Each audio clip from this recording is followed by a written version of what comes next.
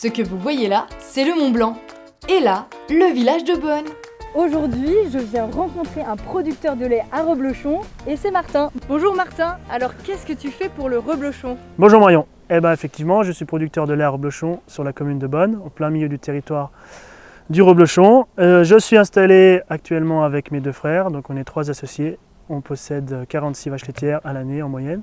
Et ces vaches si curieuses, ce sont des Montbéliardes, race de vaches autorisée pour le Reblochon. Mais elles mangent quoi, Martin? Là, on est en pleine période estivale, elles sont au grand air dans les champs avec de l'herbe à volonté. Donc derrière ça, elles nous le rendent bien, elles nous sortent un lait de qualité. Aujourd'hui, la base du Reblochon vient de cette herbe que vous voyez par terre. C'est le début de la chaîne.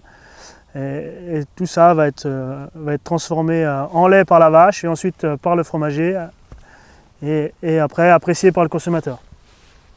Allez, à ce soir, à la traite! Et pour du bon lait à Reblochon, il faut de l'herbe fraîche. Mais ce n'est pas tout. L'hiver, elles mangent principalement du foin que Martin stocke ici.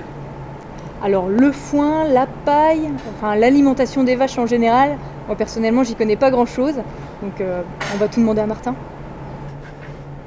Du coup, en période estivale, les vaches mangent uniquement de l'herbe et un complément de céréales produit sur la ferme. Un mélange d'orge, de maïs et d'avoine pour une alimentation équilibrée et variée dont les vaches raffolent.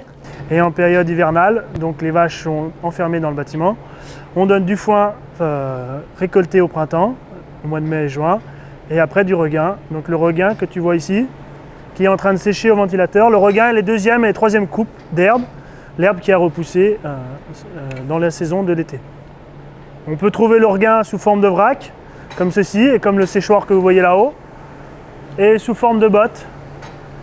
Donc des bottes faites à la machine par des tracteurs et récoltées, séchées naturellement par le vent et le soleil sur le champ. Okay. Et toute la paille, ce que vous voyez au-dessus de vous, donc la paille c'est la tige du blé, récoltée aussi après moisson. Et cette tige de blé, cette paille, servira donc de couchage pour les vaches laitières. Ah mais en fait elles ne mangent pas du tout de paille en fait. Les vaches ne mangent pas de paille. Ça leur arrive de grignoter un brin ou peu, mais la paille sert uniquement pour dormir.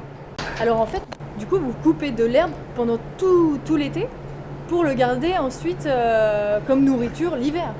Exactement, on coupe l'herbe à partir de la belle saison, début mai, jusqu'au mois de septembre. Et on la stocke sous forme de vrac ou de bottes.